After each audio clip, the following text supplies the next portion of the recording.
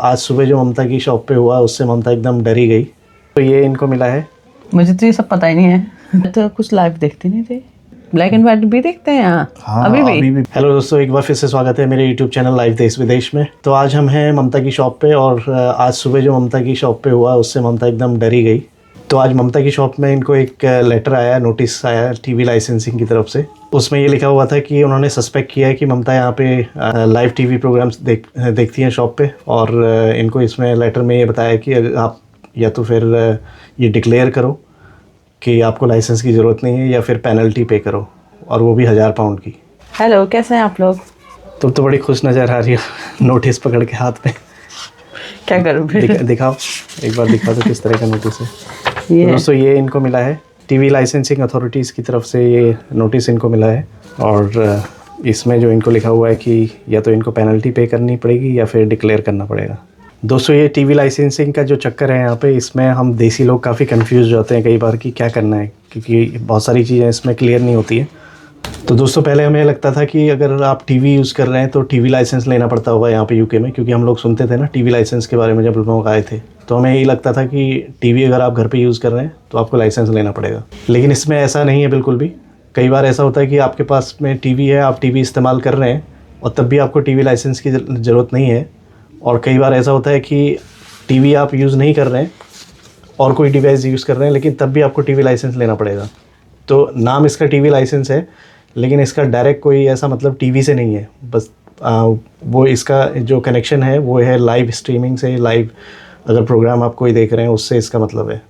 तो ये थोड़ा सा हम लोगों के लिए शुरू में जो है थोड़ा सा कंफ्यूजिंग था, और ये जनरली और बाकी लोगों के लिए भी ये रहता है। दोस्तों यहाँ पे जो ये टीवी लाइसेंसिंग अथॉरिटी है वो है बीबीसी इसको कंट्रोल करता है, और गवर्नमेंट इसके लिए लॉ बनाती है। मतलब गवर्नमेंट इसका प्राइस, लाइसेंस का जो रेट है वो सारा गवर्नमेंट तय करती है, और इसका जो कलेक्शन है लाइसेंसिंग फ़ी और इस सब का कलेक्शन जो है वो बीबीसी करता है। और बीबीसी फिर इस लाइसेंसिंग फ़ी का इस्तेमाल अपने प्रोग्राम्स की ब्रॉडकास्टिंग और उनके प्रोडक्शन या और जो भी खर्चे होते हैं, तो उसके लिए जो टीवी लाइसेंसिंग से जो पैसा रेवेन्यू जनरेट होता है वो इसका इस्तेमाल करते हैं।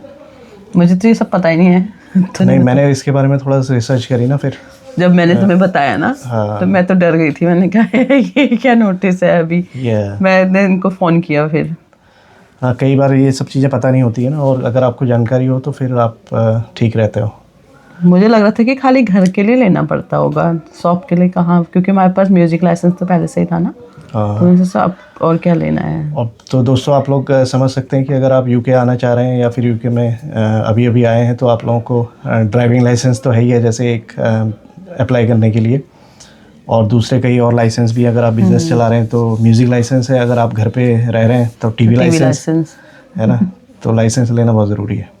ये उसी तरह से है बिल्कुल जैसे इंडिया में अगर दूरदर्शन बोलता है कभी कि आपको जो है दूरदर्शन के प्रोग्राम देखने के लिए या टीवी पे लाइव प्रोग्राम देखने के लिए दूरदर्शन से लाइसेंस लेना पड़ेगा, तो उसी तरह का कुछ है ये। तो दोस्तों ये सब चीज़ें बड़ी इंटरेस्टिंग हैं। और अब बात करते हैं कि ये लाइसेंस, टीवी लाइसेंस कब लेना होता है और कब आपके लिए बहुत ज़रूरी है। तो ये वहाँ पे ज़रूरी है जब अगर आप लाइव स्ट्रीमिंग देख रहे हैं या फिर लाइव प्रोग्राम्स देख रहे हैं, स्पोर्ट्स देख रहे हैं आप लाइव। फॉर एग्जांपल अगर आप कोई लाइव टेलीकास्ट देख रहे हैं कहीं से, वहाँ पे आपको टीवी लाइसेंस की ज़रूरत होती है। अगर आप रिकॉर्डेड प्रोग्राम देख रहे हैं पहले से जो रिकॉर्डेड हैं, जैसे यूट्यूब पे आप देख रहे हैं या टीवी पे भी कई बार जो है आपके रिकॉर्डेड प्रोग्राम आते हैं, है ना, वो अगर आप देख रहे हैं तो उसमें आपको इसकी ज़रूरत नहीं होती है। ये सिर्फ बीबीसी के जो लाइव प्रोग्राम होते हैं उन्हीं के लिए होता है, या कोई जैसे मतलब जो अलग कोई और चैनल है जैसे लाइव, हाँ, उसके लिए भी होता है? बिल्कुल। तो तुमने ये बिल्कुल सही सवाल पूछा, यही मैं बताने जा रहा था। अच्छा। तो जो BBC आई प्लेयर होता है ना, उसके तो अगर रिकॉर्डेड प्रोग्राम भी है या लाइव है या रिकॉर्डेड है, उस सब के लिए आपको टीवी लाइसेंस लेना ही लेना है, ठीक है। और बाकी जो BBC आई प्लेयर के अलावा और बाकी चैनल्स हैं और बाकी सर्विसेज जो हैं, वो अगर रिकॉर्डेड हैं पहले से, उनमें लाइव नहीं है, तो आप बगैर लाइसेंस के देख सकते हैं उनको। अच्छा। ये है।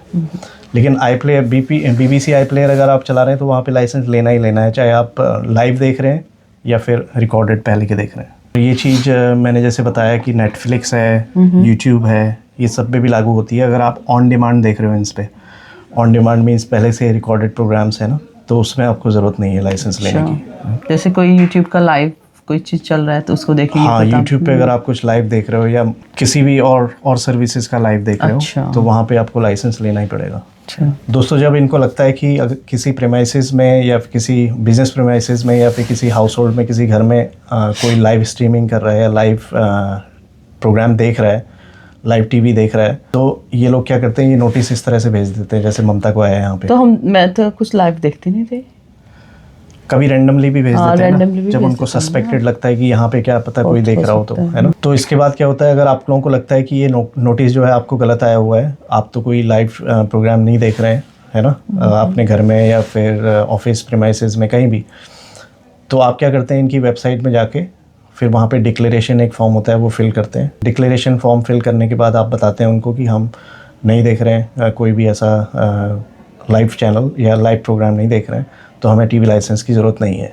और जब आपका डिक्लेरेशन चला जाता है, फिर वो लोग अगर उनका मन किया, उनको लगा कि हमें चेक करना चाहिए, तो वो इंस्पेक्टर आपके वेरिफिकेशन के लिए भी आ सकते हैं, और आने के बाद वो देखेंगे कि आप वाकई में जो आपका डिक्लेरेशन वो सही है ना। अगर उनको लगा कि डिक्लेरेशन वो गलत था, आप देख रहे हैं लाइव टीवी, तो आपके ऊपर बड़ी पेनल्टी पड़ेगी और आपके ऊपर कार्रवाई भी हो सकती है। दोस्तों, जैसे इसका नाम तो है टीवी लाइसेंस, लेकिन इसमें क्या होता है कि अगर आपने एक बार लाइसेंस ले लिया तो इसकी फ़ी है जैसे 180 पाउंड 1 साल की। अगर वो आपने ले ली तो उससे आपके मोबाइल, लैपटॉप, ये डिवाइसेस भी कवर्ड होती हैं।